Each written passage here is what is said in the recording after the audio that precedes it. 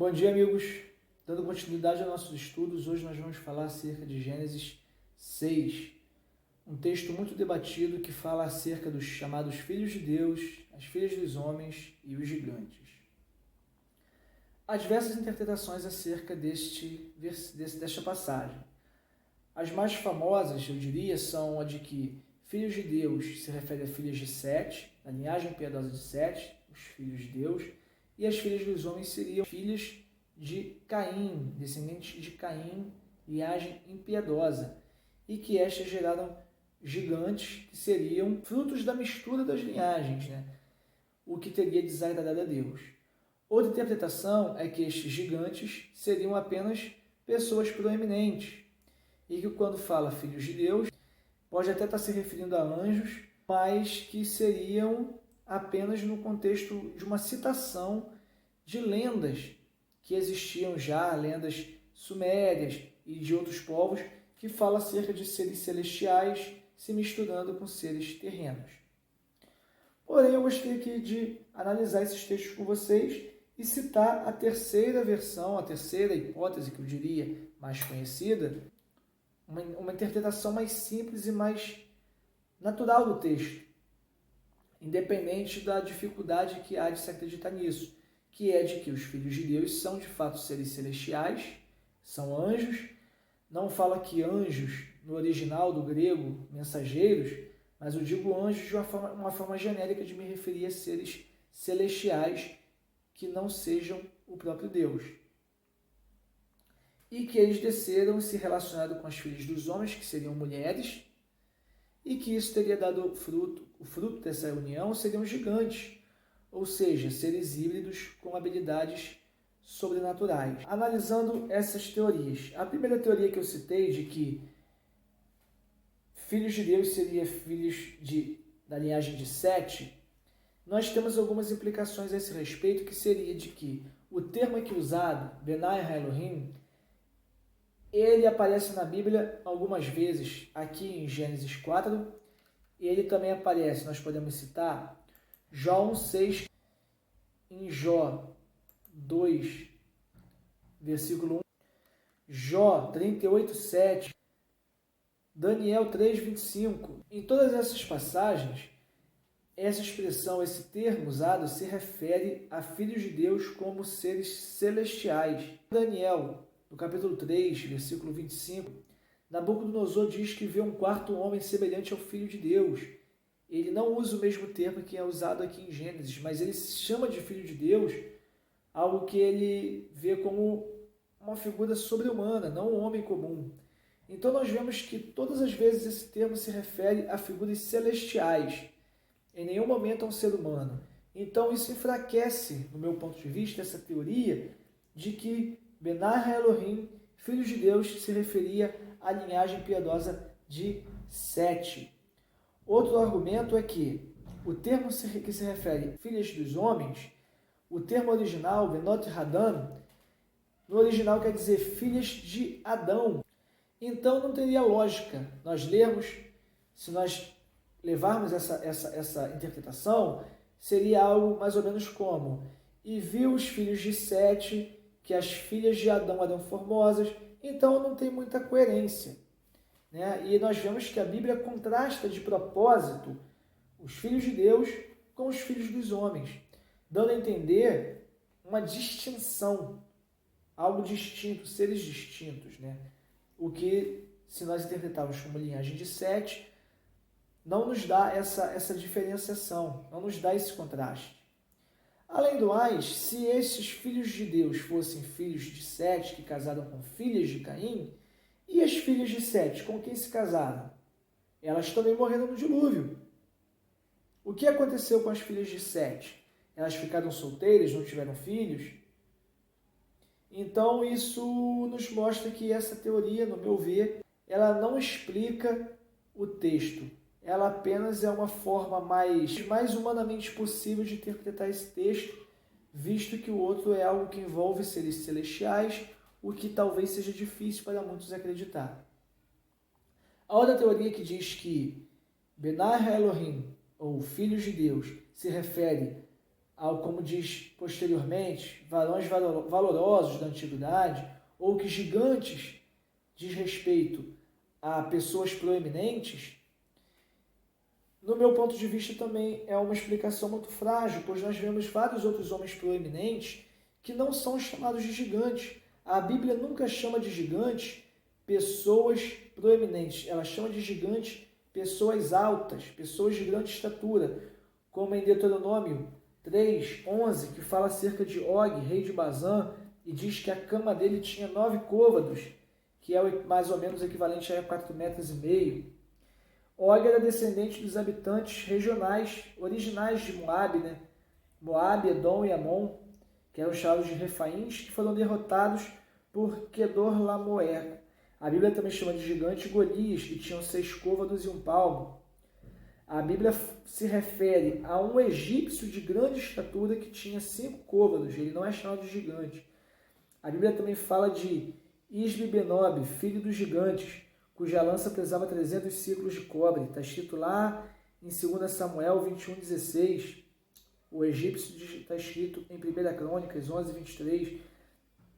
Então a Bíblia sempre se refere a gigantes como pessoas altas, de grande estatura, nunca pessoas proeminentes. No próprio Pentateuco, se você achar que isso é apenas uma diferença do autor, nós vemos no próprio Pentateuco várias vezes Moisés se referir a pessoas proeminentes, mas de uma vez ela é chamada de gigantes, como o próprio Caim, Tubal-Caim, Lameque, Enoque, Nimrod, pessoas proeminentes em diversos aspectos, e em nenhuma dessas vezes eles são chamados de gigantes. O termo aqui usado para gigantes, que são Néfilins, ou no original Hanéphilim, que pode vir, ao que nos indica, vir de Nafal, ao que tudo indica, tem um significado de caído, gigante, ele caiu, ou desertores, derrubados. Então nós temos sempre uma indicação de pessoas que caíram de algum lugar, que desceram, ou que abandonaram alguma coisa, ou que foram derrubados, confirmando de que isso não se trata de pessoas normais, de seres humanos comuns, mas sim de pessoas que de uma origem diferente, a meu ver.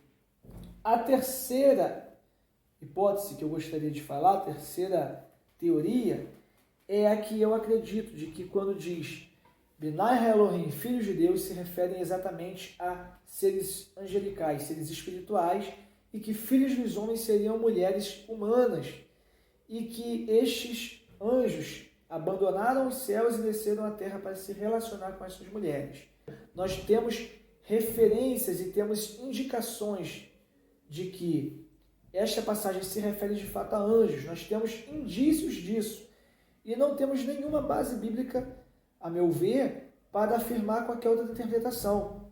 Algumas pessoas têm dificuldade de crer dessa forma devido ao fato de que anjos são seres espirituais, não fazem coisas humanas. Porém, eu gostaria de destacar que na Bíblia sempre os anjos aparecem como uma figura masculina e muitas das vezes realizando coisas humanas comuns, como comendo. Nós vemos a passagem de Abraão, quando os anjos aparecem a Abraão e come com ele. Ló, lá em Sodoma e Gomorra, os anjos aparecem, são recebidos por Ló como seres humanos, inclusive teria despertado cobiça nos habitantes locais, que queriam se relacionar sexualmente com eles. Nós vemos na passagem lá do sepulcro de Jesus, os anjos que aparecem, falam ali com as mulheres, que Jesus não estava lá.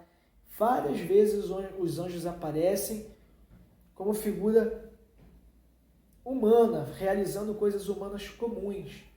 Um texto muito usado na tentativa de refutar essa teoria é a passagem de Mateus, quando Jesus diz que os anjos do céu não se casam nem se dão em casamento. Porém, vale observar que Jesus aqui está falando dos anjos no céu.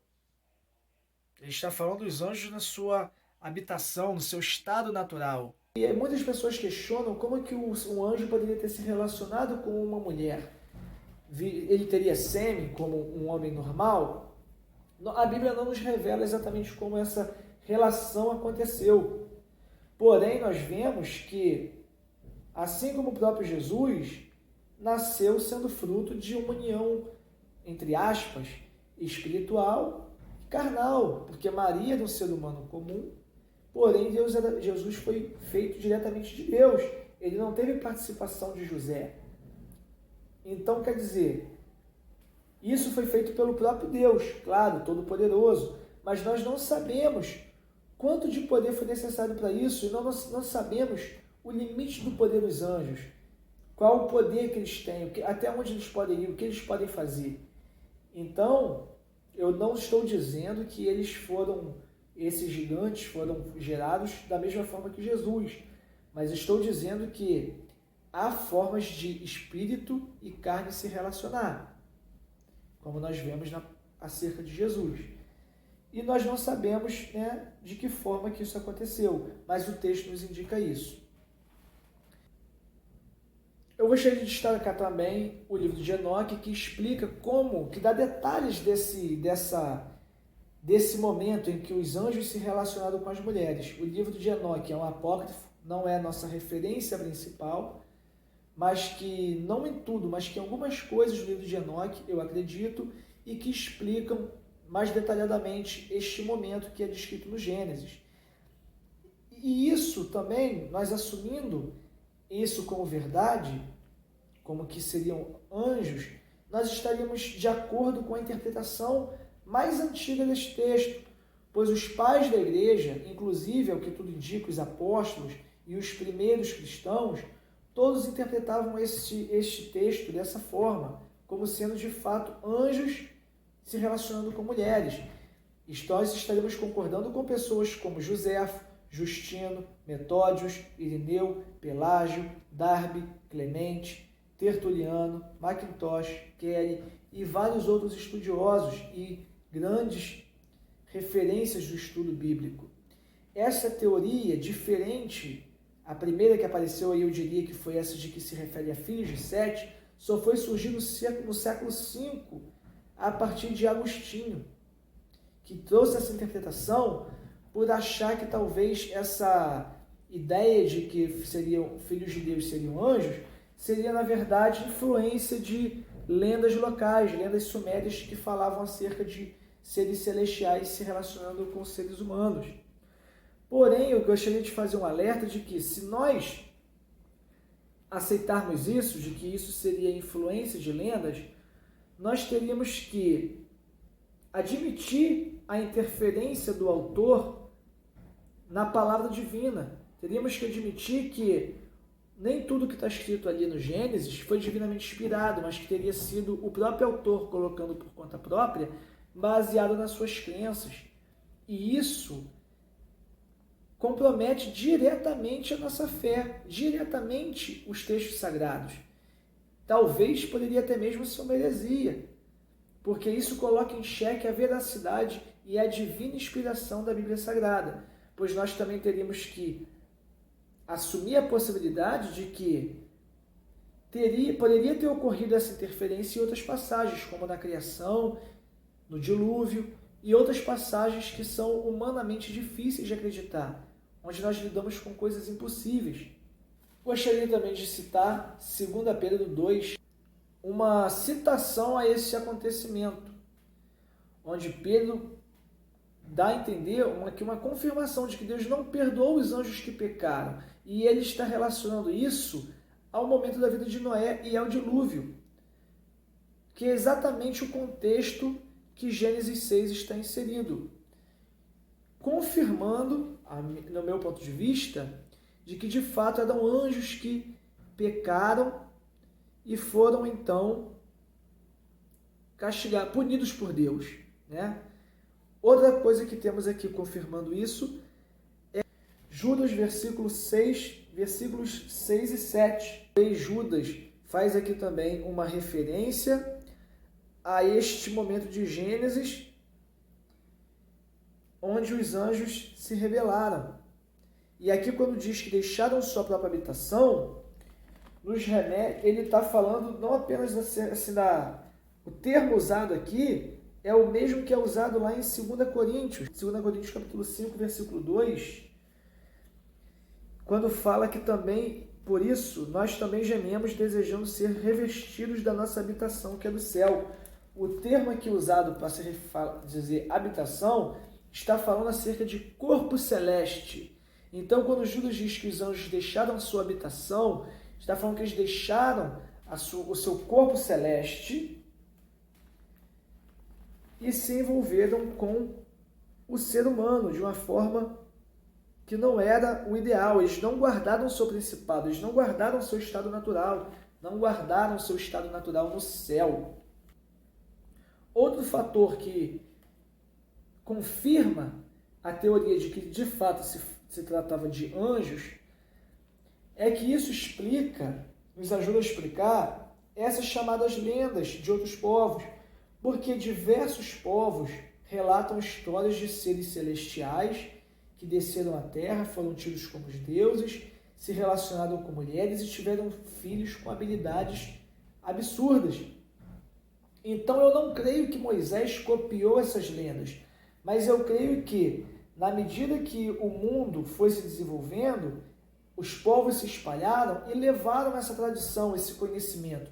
Porém, a história foi mudando, as pessoas foram, como diz o ditado, quem conta um conto aumenta um ponto. Então, eles foram mudando, alterando algumas coisas na história. Mas que a origem dessa história é a mesma, que de fato foi um fato que aconteceu. E quando Deus revelou a Moisés a Escritura, ele trouxe a verdade daquelas lendas que eles contavam. E muitas pessoas falam, mas como que esses gigantes teriam sobrevivido ao dilúvio? Se a Bíblia diz que todo mundo morreu no dilúvio, exceto a família de Noé, porém nós vemos lá na tomada de Canaã falarem em gigantes que habitavam a terra. Acontece que quando os israelitas viram aquelas pessoas de altura muito alta, muito elevada, de grande estatura, eles se referiram ali, vimos ali os filhos de Anak, os gigantes, porque eles conheciam a história antiga dos gigantes de Gênesis, que ainda não estava relatado em Gênesis, mas tinha tradição oral, e eles acharam se tratar do mesmo povo. Isso não quer dizer que de fato eram apenas homens muito altos, como nós vemos jogadores de basquete que são enormes, ou outras pessoas que são muito altas, que têm mais de 2,20 metros, 2,30 metros. Há registro até de pessoas acima disso, de 2,5 metros.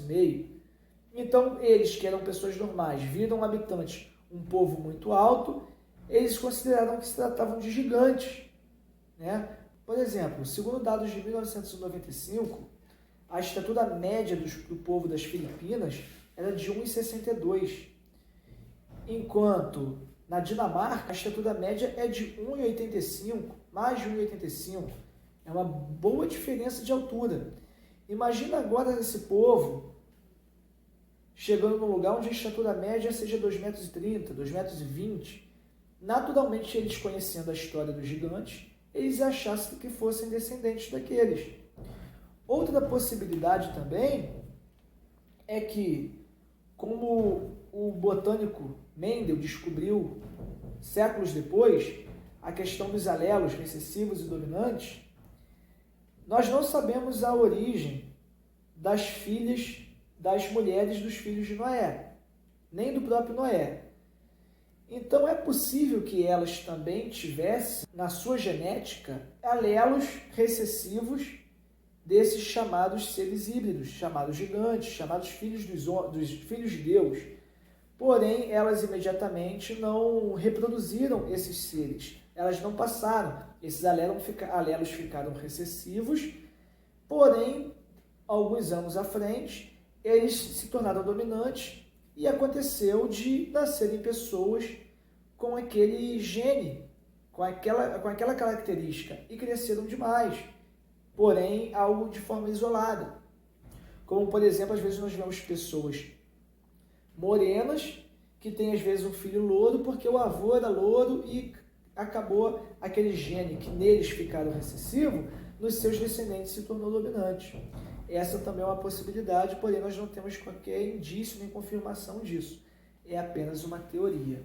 Do meu ponto de vista, é que, por parecer fantasioso essa explicação de que filhos de Deus seria anjos, que teria tido filhos gigantes com mulheres humanas. Parece algo muito fantasioso, é algo que a gente vê em filmes, nós vemos em livros, em historinhas.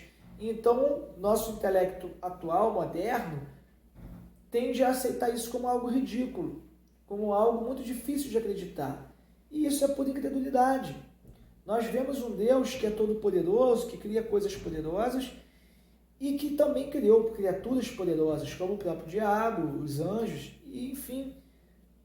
Então, a nossa dificuldade em crer nos leva a buscar muletas, eu diria, muletas teológicas, e fazer malabarismos interpretativos para interpretar de uma forma diferente aquilo que está escrito.